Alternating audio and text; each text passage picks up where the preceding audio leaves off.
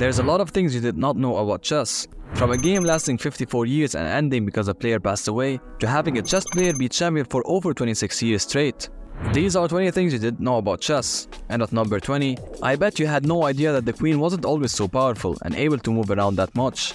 In fact, in early chess, the queen was a weak piece, moving only one square diagonally. It wasn't until the late 15th century that the modern queen, with its powerful diagonal and horizontal movements, emerged in Europe. This change dramatically transformed the dynamics of the game and made chess the power game it is now. Now you probably didn't know that chess has more than 1,000 chess variants out there. From duck chess, where you have a literal duck as an extra move each player has to do in order to block certain squares, to atomic chess, where each capture leads to an explosion that takes away pieces around it. Chess variants can go wild. You have variants like fog of war, 3-player chess, bug house, and a ton more. I talk about the most famous ones in a video on my channel. I'll put the link in the description. Now if 1,000 is a big number to you, this number would blow your mind. We don't know how many possible chess positions there are. Yep, you heard that right. If you take the first ever move made in a chess game, there are 20 possible moves for white, which is pretty basic. However, after the first move has been played by each player, the number rises up to 400 distinct chess positions that can occur. This exponential growth just keeps on going. After just 5 moves, 69,352,859,712,417 possible games could have been played. Phew, that was a long number to read. Now here is the mind-blowing part. We don't actually know the exact number of possible chess games that can be played, since the number is simply too big to calculate exactly. Scientists have tried to estimate the number of potential positions in chess, but even they came up with varying numbers. The most famous result came from Claude Shannon, which estimated the number to be 10 to the power of 120 different chess games possible. This number is bigger than the amount of atoms in our observable universe. Even recent studies by John Trump and Peter Osserlund generate a number that is pretty close to Shannon's number, which is this one right here. But even this number is only an estimate and not a true answer. I guess we'll never know. Speaking of big numbers, you probably didn't know that the highest number of chess moves played in a single game is a whopping 269 moves. The longest chess game in moves happened in 1989. The game ended in a draw after a brutal 20 hours of play, having 269 moves. But if you think 269 moves takes so much time, wait until I tell you about this game that lasted 54 years and only ended because a player sadly passed away. From 1946 to October 13, 1999, Dr. Reinhardt and Dr. Hendrik played a game of correspondence chess. If you don't know, correspondence chess is just like a regular game of chess. However, it is not played over the board in person, but remotely. Each player has considerably longer time to make a move, and the average time control is 1 to 3 days per move. In the past, players would use pigeons and postal systems to send their moves to each other. This eventually evolved into people playing via email, and nowadays, people can play correspondence chess online, which is basically chess.com. The game between Dr. Reinhardt and Dr. Hendrik lasted 54 years, and it ended in 1999 after the death of Dr. Reinhardt. 54 years is crazy, but what's even crazier is number 15, a chess set that cost $5 million. Labeled as the Bugatti of chess sets, it's called the Pearl Royale chess set. The set was designed and created by Australian jeweler maker Colin Burns. Burns said that he creates genuine alchemy by turning natural objects into gold with a secretive forming process he invented. Burns started this project in 2008. He was already engaged in creative work with unmatched South Sea pearls, so naturally, they became the inspiration. Burns wanted the beautiful set to fit a royal standard, which is why the world's most beautiful diamonds and rich blue sapphires sit upon both the king and the queen. Crafted in solid 18-karat white gold and set with over 510 carats of GIA certified diamonds, the heads are made of South Sea pearls, and the king and queen are accented with AAA Ceylon blue sapphires. This chess set is definitely one that screams $5 million. Now, how about we go play a chess game in space? It's not like it has never been done before.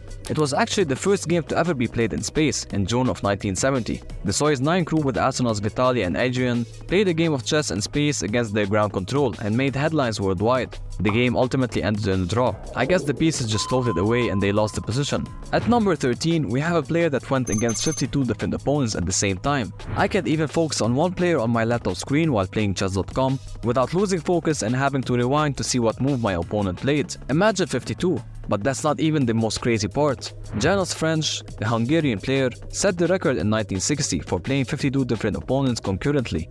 The crazy part is that it was all done blindfolded. He played them all blindfolded and won 31 of the games. That's a 59% win rate. Just let me remind you once again that he was blindfolded, so he had to remember 52 different chess positions and play accordingly. Chess engines was not a thing back then, so we can suspect he was using some weird device installed in a very weird place to help him win his games, allegedly. Another headline in the chess world that came out in 1960 is the ELO rating system that we use today. Named after its creator, Arpad Elo, and was introduced to rank chess players' skill levels. It is now widely used in various competitive activities, including sports and online gaming. Magnus Carlsen is currently the highest rated player with an ELO rating of 2,839.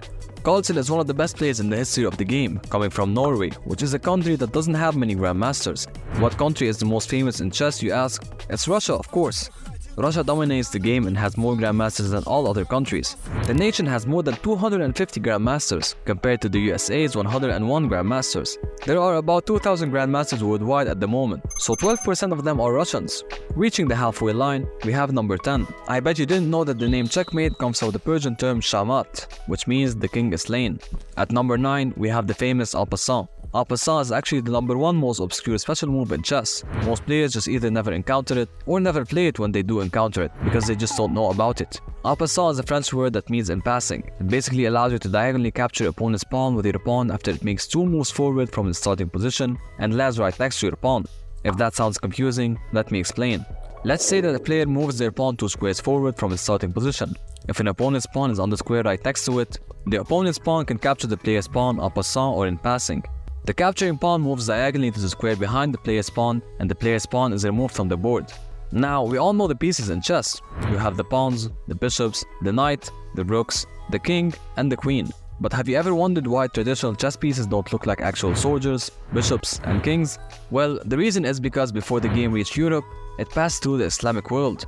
Islam forbids making statues of animals or people, so chess pieces became vague looking and just a representation of the name and not an actual statue. When the game spread to Christian Europe, the pieces didn't change much and everyone just went with it. Plus, it's definitely much easier to hold and maneuver than if they were actual detailed sculptures. There are chess sets that do have the details, like the Battle of Issus chess set, worth about $1 million. But mainly, everyone uses the same general chess pieces known as the Sultan design chess set. But there are chess sets that actually fold in half and close to form a box. Have you ever wondered why they did that? Well, the reason for it is actually interesting. The folding chessboard was invented by a priest who was forbidden to play chess. The priest found a way around it by making a folding chessboard. When folded together and put on a bookshelf, it simply looks like 2 books. Talk about smart camouflaging. Hello there. At number 6, did you know that the second book ever printed in English language was about chess? Chess had people hooked even back in the day when printing presses were a new thing. It's like chess was the OG bestseller. Before we move on to the final 5, how about you subscribe to the channel? Much appreciated.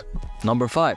Castling is a unique chess move where the king and rook move simultaneously to put the king in a safe place away from threats. But it was not actually a thing prior to the 13th century. If you wanted to make this special move before, you just had to manually do it through a series of moves that will definitely cost you the position. It was introduced in Europe around the 13th century and was originally called kingside leaping and was intended to speed up the game and make it more intense. However, if we go back 1 century to the 12th century, we reached the golden age of chess. Why? Well, because at the time, it was known as the game of kings because only royalties were allowed to play it and even had access to a chessboard and chess pieces. The game was a common pastime of monarchs and nobles in the 12th century and even named its playing pieces after royal or honored positions, including the knight, the king, queen, and the bishop. This is where the names of the pieces actually come from. That's a bonus fact that you probably didn't know. Number 3 and number 2 go hand in hand. Our third to last fact is the first official world champion and world championship match, which was held in 1886 between Willem Steinitz and Johannes Zukertort, where Willem Steinitz emerged victorious. But the second world champion is where things become wild and joins our list as fact number 2. In 1984, Emanuel Lasker became the second world champion when he defeated Willem Steinitz. And the crazy part is that he went on to hold the title for 27 full years until he lost it in 1921 against Jose Capablanca. 27 years as a world champion, that's gotta be a record. However, his reign was a bit controversial as he did not defend his title for almost 10 years and only defended it 7 times. He always made severe financial demands and proposed novel conditions. Negotiations between him and Capablanca started in 1911, and it was not until 1921 that he finally went forward with the game and lost his title. And now we have our last and final fact on this list that I bet you didn't know. The odds of an average player defeating Magnus Carlsen is almost 0. Yes, that is a fact. Magnus Carlsen is one of the best players in chess history, having the highest FIDE rating ever. Some of the best chess players fall when faced with him and end up on the losing side. But what about you and me, the average chess players? What is the probability of one of us beating Magnus? Well, the math has been done. And let's assume that Magnus plays with a strength of 2800 ELO, while an average player has an ELO rating of around 1200. Plugging that into a winning chess calculator gives us the following odds. Magnus Carlsen will win with a certainty of 99.9999998%. The game will end in a draw with a probability of 0.0000019%. And your chance of winning the game is 0.0000001%. I mean, I don't know about you, but the odds definitely do not look promising. Well, that's all I have for you today. Thank you for watching and don't forget to subscribe.